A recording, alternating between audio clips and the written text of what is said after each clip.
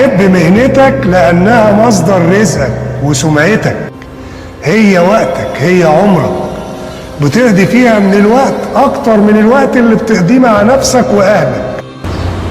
على قد تعبك ومجهودك ربنا هيكافئك. كن جميلا ترى الوجود جميلا.